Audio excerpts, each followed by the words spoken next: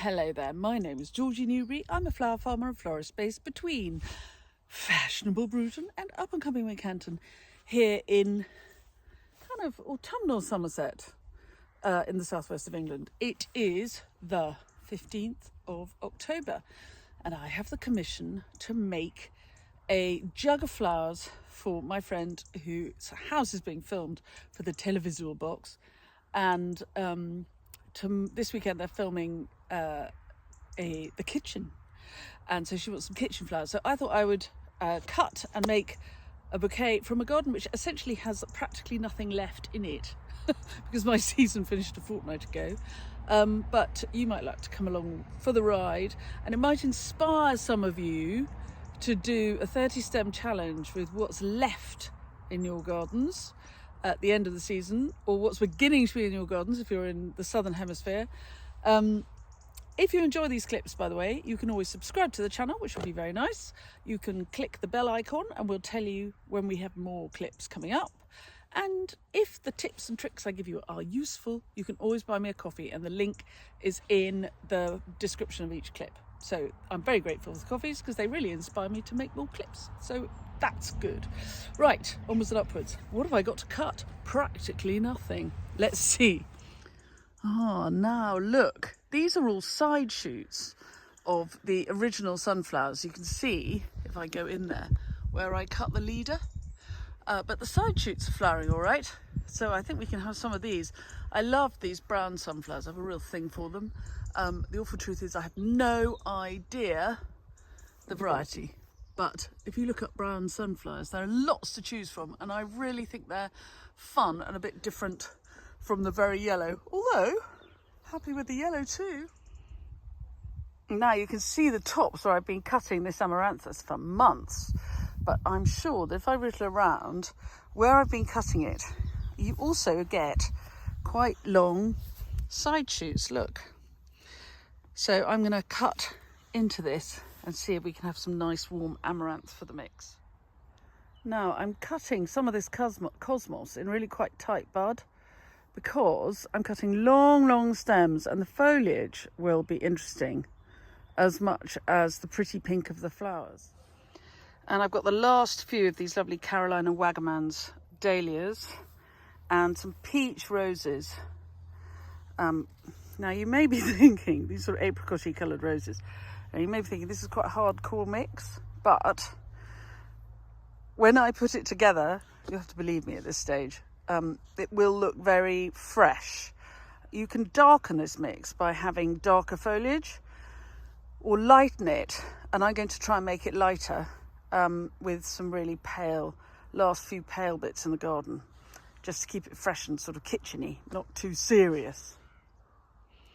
Now look, here are the very last of the zinnias, and if you look at the foliage, they've got really bad mildew. They're feeling their age rather. These have been being cut since July, but if I cut them for this commission and I strip all the foliage, the flowers are still good. And they're a lovely light. I was trying to think of something to keep the mix light, and they will do nicely. So there are some of the zinnias, a little friend crawling around there looking for somewhere to hibernate. I'll make sure they are tucked into a compost heap somewhere to spend the winter. I won't destroy my precious ladybird. People often ask me how to get more ladybirds in their gardens, and I tell them to encourage aphids, and they look at me in horror. But you know, if you want something to thrive in your garden, you've got to give it something to eat. I have a whole clip about that further back if you scroll back through my clips. And then I've cut a little bit of this, the end of this Amivisnaga. Again, sometimes looking a bit worse for wear, but I can clip away at anything that's had enough. It's just to look great in this little piece. So you don't need masses. So if you're going to do a 30 stem challenge, just walk around your garden and just get whatever tickles your fancy, and then you can play with it. And look, there's a bit of mildew still on the leaves here, but I'll pull all that off when I get in the house and start arranging.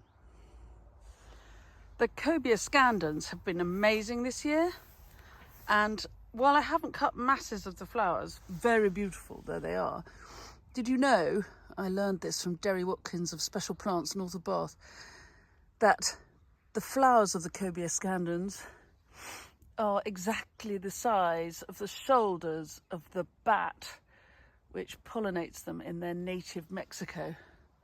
There you are, nice little bit of garden lore for you there.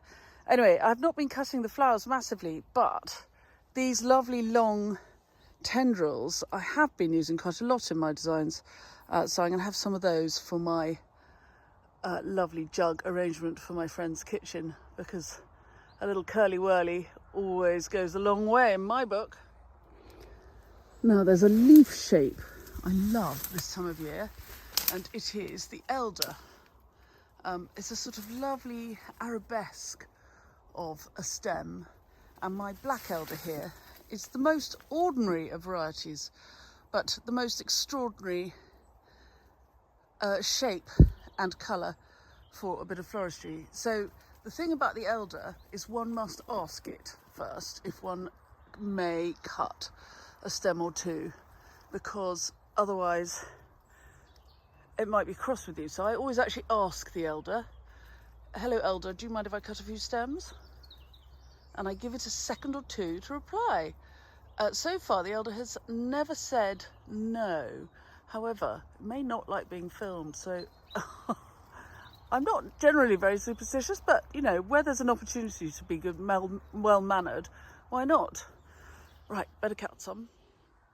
Now, you may have been with me on yesterday's clip when I hammered the dahlias, because they were my last big dahlia bouquets going out of the year. But, you know, in the spirit of waste not, want not, I'm up here now just to see if I can get some pale colour. And oh yes, little bracken ballerina there. And I think another little bracken ballerina here. Oh yes, you see. And all along here, not enormous, but charming. Look, the little waving face of the opening up Shiloh Noel. Hello gorgeous, we'll have some of you if that's all right. Now you may just have to believe me, but I can tell you now that when I put this mix together, it will be as though I'm painting. And you see these Shiloh Noel, these sort of lavender Shiloh Noel at the front? If I put those with this amaranthus, this is Coral Charm, on their own, the Shiloh Noel are quite gloomy, I think is the word, sort of almost funereal. Don't argue, just listen. If you add, though, the peachy colour of the Coral Charm, and then you add in the peachy colour of the Carolina Wagamans, and then you add in the yellow, which is quite a hard yellow, moving on into the sort of tan colours of rusty colours of the sunflowers. You just have to believe me, when I put all this together, it will be as though I'm painting, and the mix will come out, despite all the original colours, it will appear to be a peachy mix. Trust me, I'll show you. Now, I've had a few of the last roses, but look at this. This is Bonica. And isn't she fabulous? Talk about workhorse of the garden. So I'm going to have a fair chunk of Bonica. And I know she's quite a sugar pink. I know. But I'm sort of painting with the colours of the flowers I'm using. And if you put this sugar pink, which is quite a blue pink, it's quite a flat pink, it's quite a boring pink. Shh, don't tell her I said that. But if you put it with a little bit of yellow and a little bit of rust, then it will be as though I'm painting, and I'm putting this pink on my palette and I'm adding a dot of yellow, which will give me peach. So what you'll see with the finished result is a painterly mix. Yeah, go with it. I believe me. Right, nice little set of ingredients, and I'm going to let them have a nice drink overnight. and then we'll play housey with them, paint with them in the morning. Turning into a painting lesson, and I thought it was going to be talking about jugs. Now, I learned last time I did flowers for this client in the evening, as it was getting dark, that it gets dark quite quickly. So I'm going to do these ones outside, and then there'll be no need for electric light. We'll just use this grey. So I'm starting with a jug. Top tip, if you're going to make an arrangement in a jug, find a vase that fits inside it, and that way the arrangement won't fall into a jug shape. You can have a round arrangement into an odd shaped jug top. And we're starting off by greening it up, by which I mean I'm just adding a bit of foliage before we add any flowers. I'm making a nest of foliage for the flowers to grow out of, kind of. I forgot to say that the client has texted me to say that they're filming at 7 o'clock tomorrow morning, which is why I'm now no longer waiting to make this in the light tomorrow, but making it now as the sun goes down, 5:30 in the afternoon in mid-October. It'll be dark by the time I finish it. I think the skill with using foliage is to use enough foliage that you could almost walk away and just leave it as it is. I love a foliage arrangement, and I would happily leave it like that.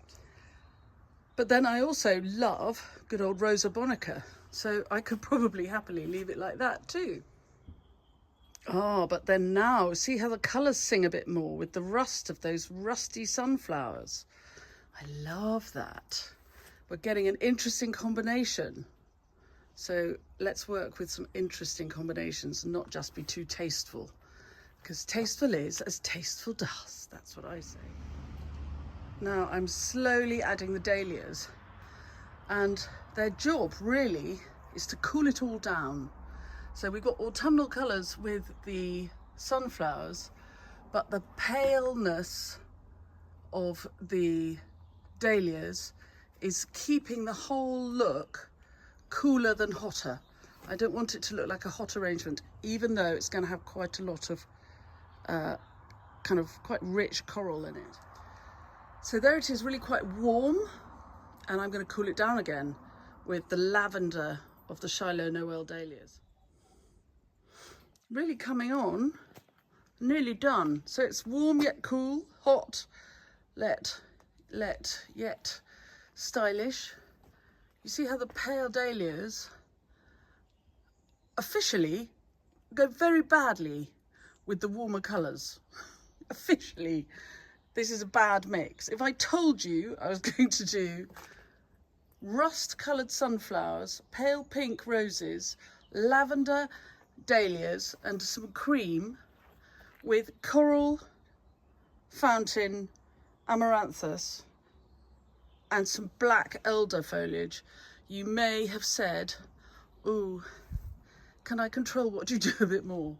But because my lovely client sort of lets me get on with it, I think this is lovely. You may disagree.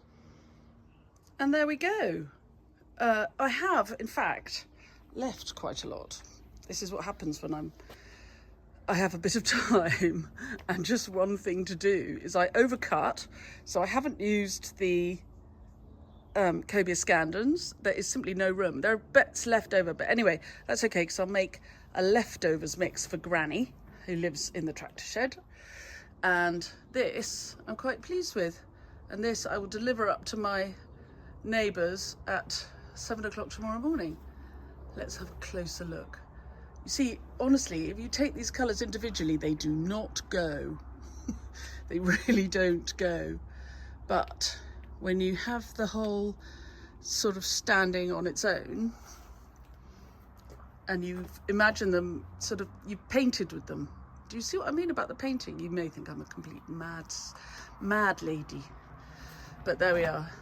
Whichever way you look at it, it's full of interest, I hope.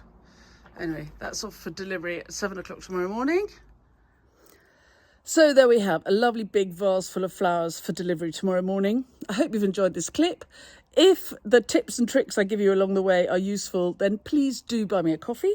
The link is in the blurb for this clip and for all the other clips I post. Also, do subscribe to the channel and please press the bell icon and we'll tell you when we've got new clips coming up. Thanks very much for watching and have a lovely weekend, everybody. Bye.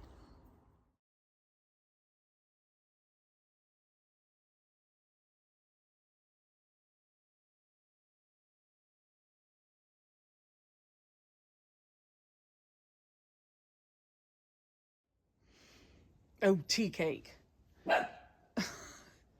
I love it. She's standing right next door to me and barking at somebody far down the lane because she's such a wimp. Anyway, here are the leftovers for Granny. And it being Friday evening, I'm going to take them round to her and perhaps we'll sit on her terrace and have a little glass of wine.